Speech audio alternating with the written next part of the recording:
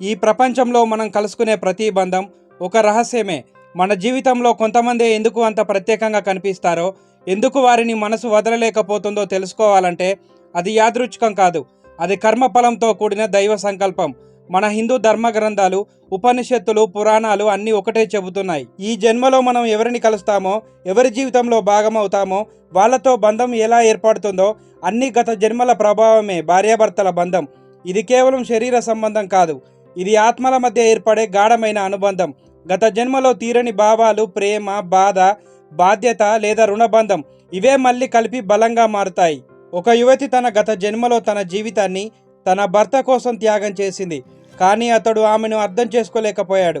ఆమెలో దాగి ఉన్న ప్రేమకి ప్రతిస్పందన రాలేదు. బాధ ఆమె హృదయంలో మిగిలిపోయింది. ఆ దుఃఖానికి శాంతి ఇవ్వాలనే ఆవశ్యకత ఈ జన్మలో ఆమెను మళ్ళీ అతడి భార్యగా మార్చింది. ఈసారి అతడు ఆమెను ప్రేమించాలి, గౌరవించాలి. ఇదే అతడి కర్మ. ఇలాగే గత జన్మలో ప్రాణ స్నేహితులుగా ఉన్నవారు ఈ జన్మలో భార్యాభర్తలుగా కలుస్తారు. ఎందుకంటే ఆ బంధాన్ని మరింత లోతుగా ఆస్వాదించేందుకు, అసంపూర్ణమైన అనుబంధాన్ని పూర్తి చేసేందుకు భాగవత పురాణంలో గంధర్వులు, దేవతలు మనుషుల జన్మల మార్పుతో తమ కర్మఫలాలను అనుభవిస్తారని పేర్కొనబడింది.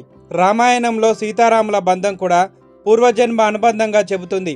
ఈ జన్మలో భార్యగా వచ్చిన ఆమె గత జన్మలో మనం ఇచ్చిన ప్రేమకి ప్రతిఫలం కావచ్చు, లేకపోతే మనం ఇచ్చిన బాధకి పరిహారంగా బాధ్యతగా రావచ్చు. ఏదైనా ఆత్మల మధ్య ఉండే ఆ బంధానికి మూలం పూర్వజన్మల కథే. మనం ఇప్పుడు చేసే కర్మలు ఇవే మన తదుపరి జన్మల దారిని నిర్మిస్తాయి. మన ప్రవర్తనే మన పునర్జన్మకు వంతెన.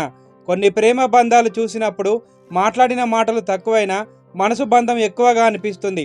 ఎందుకంటే అది కొత్తగా మొదలైన బంధం కాదు, అది గత జన్మల బంధానికి కొనసాగింపు మాత్రమే. కొన్నిసార్లు భార్యాభర్తల మధ్య ప్రేమ కన్నా బాధే ఎక్కువగా అనిపిస్తుంది, అయినా విడిపోలేరు.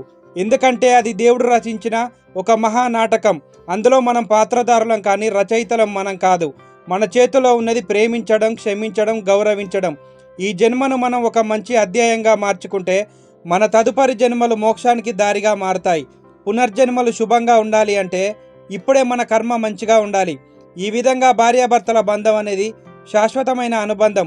ఇది కేవలం ఈ జన్మ ప్రయాణం కాదు, ఇది పూర్వజన్మల ప్రేరణ.